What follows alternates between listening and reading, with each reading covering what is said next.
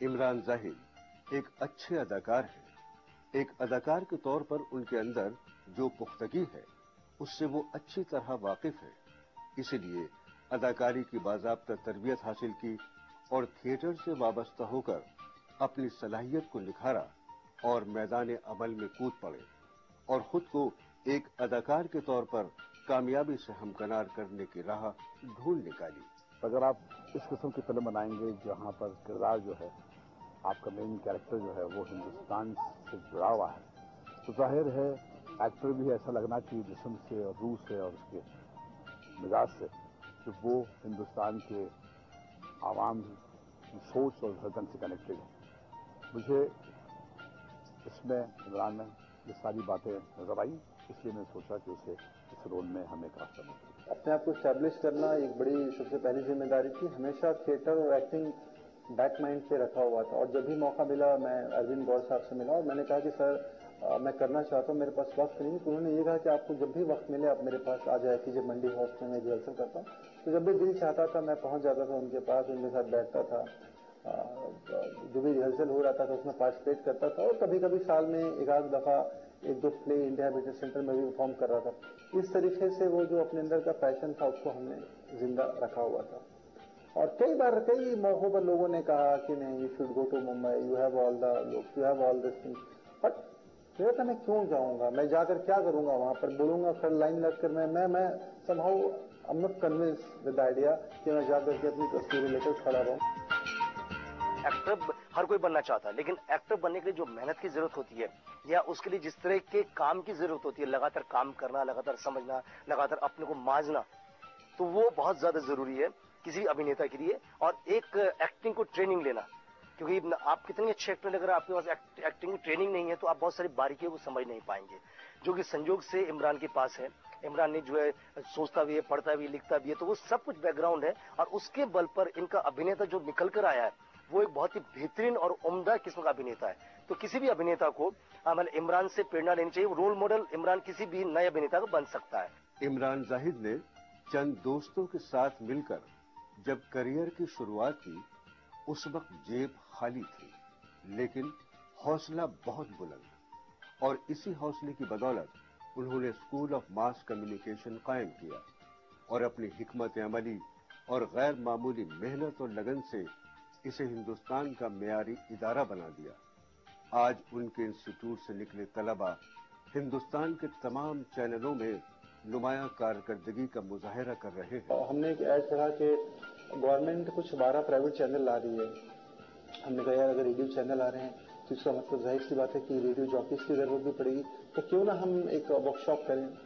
अब वर्कशॉप करें, वर्कशॉप को करने के लिए भी आपको बेसिक रिसोर्स चाहिए होते हैं। तो हमने कहा कि काम करते हैं, हम कुछ पम्फलेट छपवाते हैं, कुछ 200-300 रुपये में पम्फलेट डिस्ट्रिक्ट हमने प्रिंट करवाया और उसको हमने लाजपत नगर और सुंदर नगर में साटा वाटा को पेस्ट किया, कमला नगर में, कोई रिस्पॉन्स नहीं आया।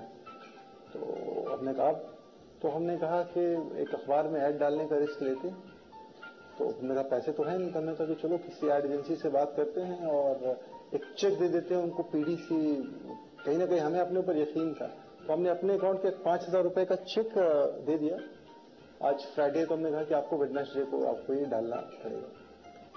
और इत्तेफाकन कही कि वो हमारी जो थी वो काम कर गई। जो वर्कशॉप हमने किया वो ऐसा क्लिक हुआ कि मतलब पूरी दिल्ली में हमने अपनी जान पहचाने की ऑर्गेनाइजेशन बनाई और धीरे धीरे करके हमने उसको दिल्ली, बॉम्बे, आगरा, लखनऊ तमाम जगहों पर हमने किया। हमने एक पहचान बनाई। फिर हमें लगा कि नहीं, अब हमें जो है वो उसको बड़े लेवल पर ले जाना चाहिए। तो हमने उसको एफिलिएटेड कोर्सेज के तौर पर रजिस्टर्ड किया। हमने उसको मास कम्युनिकेशन के और कोर्सेज किए और दिल्ली में तब हमारा पहला इंस्टीट्यूट अकेडमी हमारी ही थी।